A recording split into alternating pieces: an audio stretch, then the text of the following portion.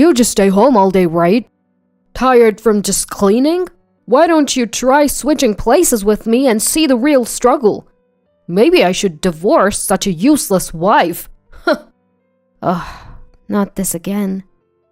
The way my husband treats me, a homemaker, is truly exhausting. My name is Jennifer. I'm a 34-year-old woman. I married David, my coworker, 2 years ago after a workplace romance. Back then, I planned to continue working after marriage. But David said, I'll work hard outside. You take care of the home. That's my ideal. Men work outside, women protect the home. I naively agreed. I quit my job to become a full-time homemaker, influenced by David's perspective. I used to be easily swayed by others' opinions. Above all, I deeply loved David. So, I followed whatever he said without questioning. I guess I was blinded by love. If only I had stood my ground and not quit my job. Maybe things wouldn't have turned out this way. That's what I still believe. People think homemakers just laze around at home all day. But in reality, it's not like that. Cleaning, laundry, neighborhood meetings, they all consume more time than one might think. Doing all these tasks daily by myself is honestly tough. Employees get weekends off, but homemakers don't. So, on Sundays when David's home, I'd ask, "Hey, I'm a bit busy. Could you help clean the bathroom?" But he'd instantly get grumpy. Seriously? I work every day to provide, and now you want me to work at home too? Who do you think provides the meals? If I dared to say, "I appreciate your hard work during the week, but we're a team, right? Can't you help out a bit on your days off?" David would snap back. Stop bossing me around. You think you can survive on your own, just being a homemaker?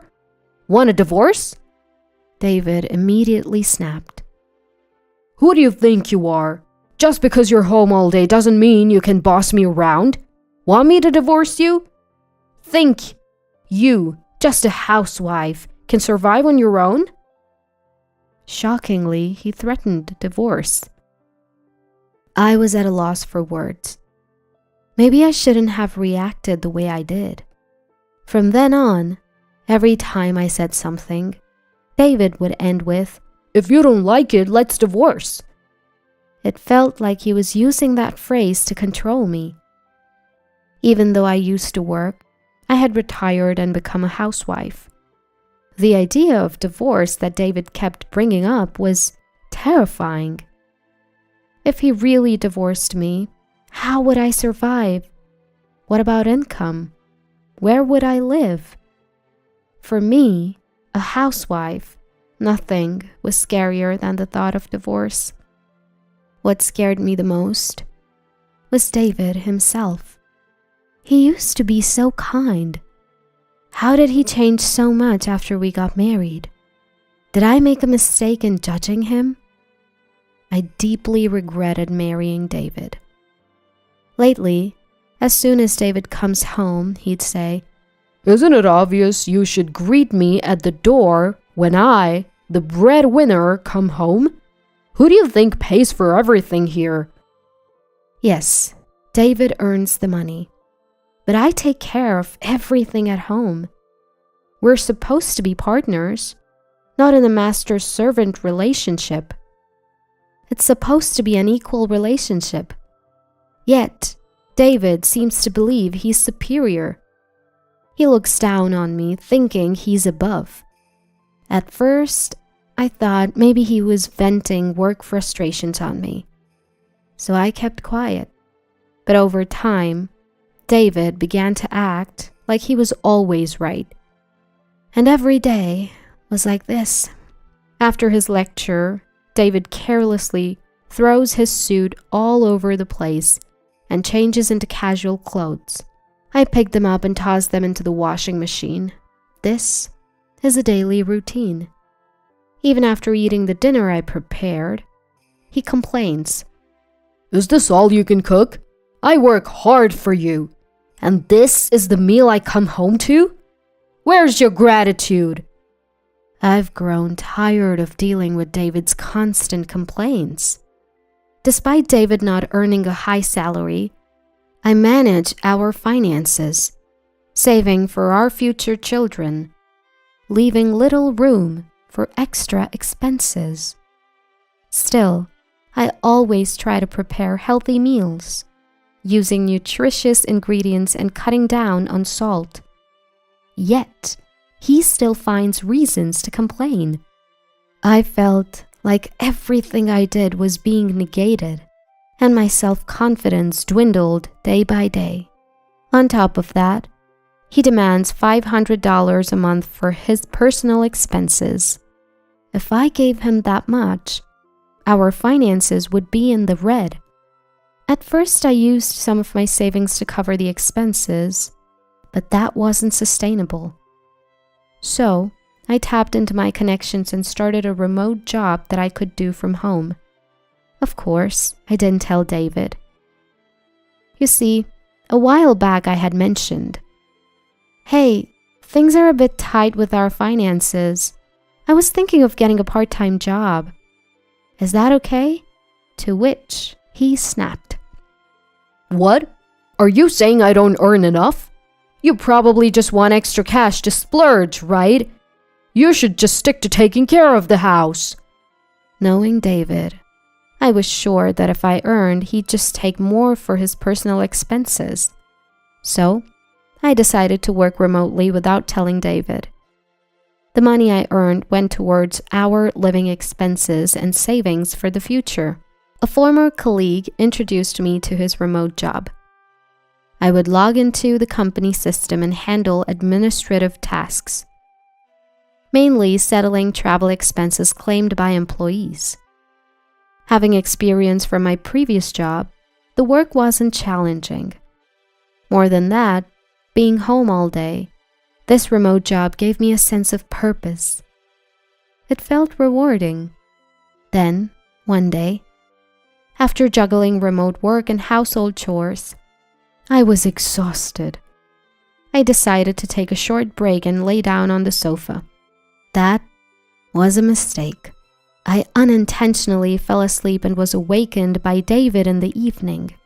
It was already night. Of course, dinner wasn't ready, and neither was the bathroom.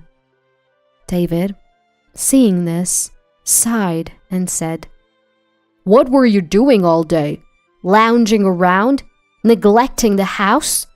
I come home and you're just napping on the sofa. Seriously, homemakers are just leeches. Usually I wouldn't react to David's words, but that day I was tired, so I snapped back.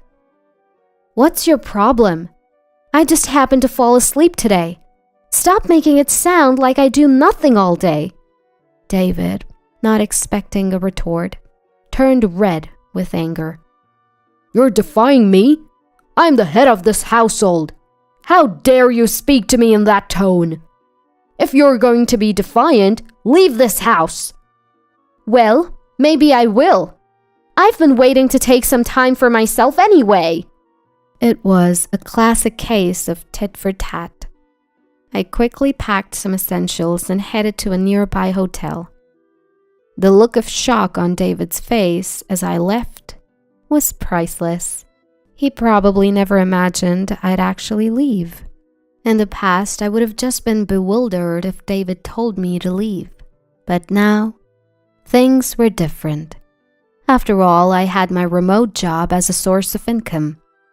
Being confined to the house and only doing household chores, this job became my only connection to the outside world.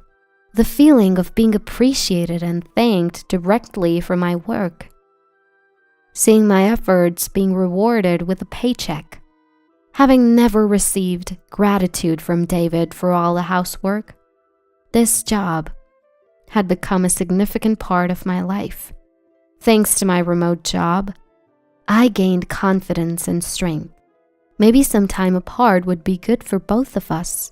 With that thought, I lived in the hotel for about a week. During that time, I continued my remote work from the hotel and even uncovered some fraudulent activities by an employee. Then, one day, my phone rang. It was David. I was thinking it might be time for me to return home, so I hoped this call would be the perfect opportunity. When I answered, David said, "Hey, isn't it about time you came back? You've had some time to reflect, right?" Who does he think needs to reflect here? Even as I was at loss for words, David continued, "You must be missing me, right? Life must be tough without me. If you apologize, I'll let you come back home." Such arrogance from him. Who does he think he is? So I decided to play it humble and said, "I'm really sorry. It was my fault. I miss you every day. Please let me come back home." To my surprise, he responded with such relief. "I knew it. You can't handle life without me. Fine, come back home." He couldn't even see through my act. I was taken aback, but decided to return home with an innocent face. When I got back, the house was a complete mess. Clothes were scattered all over the floor, with no place to step. Trash overflowed from the bin, giving off a foul smell. Dirty dishes piled up in the sink. In just a week, he managed to turn the place upside down. I was almost impressed. I thought maybe he'd have cooled off in my absence. Maybe he'd have taken care of the house.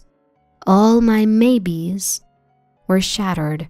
He probably called me back because he couldn't handle the mess anymore. Not because he missed me or felt sorry. Realizing this, I was disappointed in David.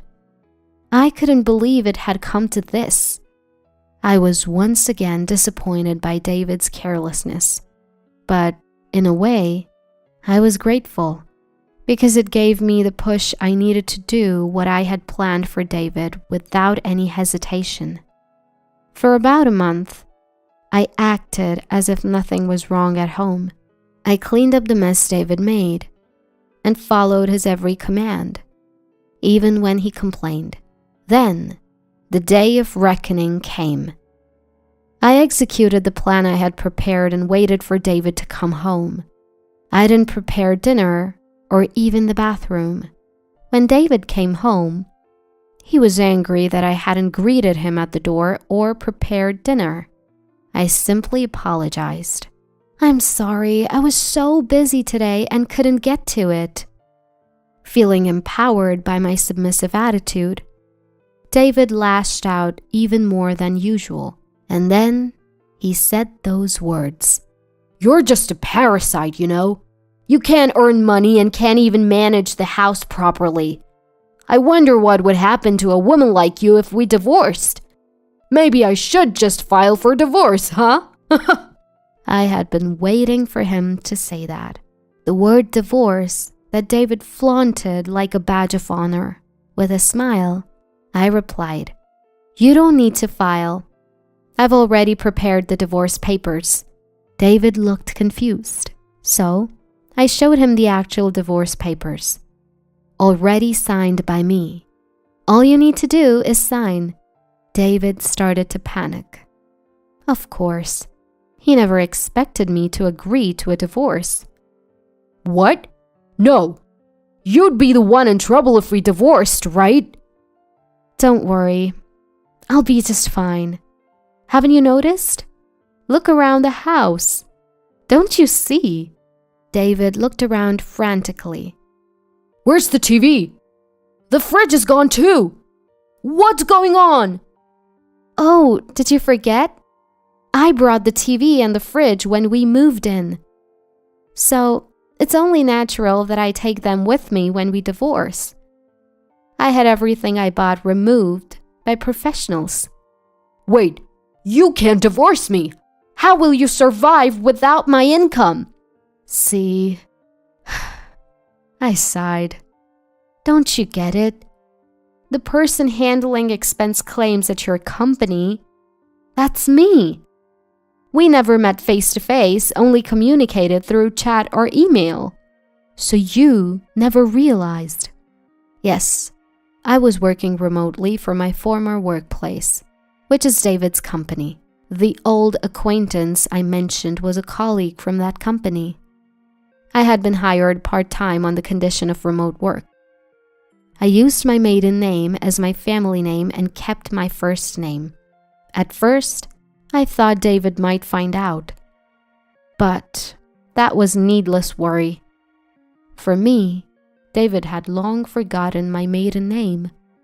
I'll tell you one last thing. Your expense claims were clearly off compared to others. So I looked into it. I've already reported the results to our boss. The employee misconduct I discovered while at the hotel was none other than David. While handling David's expense reports, I found several suspicious claims. Claims for travel expenses, for supposed business trips and hotel stays. But as his wife, I knew David was home on those days. David was trying to embezzle money by claiming fake business trips. He probably thought he'd gotten away with it. But as his wife, it was clear to me he hadn't actually gone on those trips. So I cross-referenced his past claims with his actions on those days and investigated all his fraudulent claims. At first, I wondered if I could somehow brush it under the rug, but after a week in the hotel and hearing David's words over the phone and seeing the state of our home, I made up my mind. I'd be the one to end things with this man. I've already reported it to our boss, and I've asked for appropriate action to be taken. Tomorrow, when David goes to work, he'll be called into the boss's office and questioned severely. He was misusing company money after all.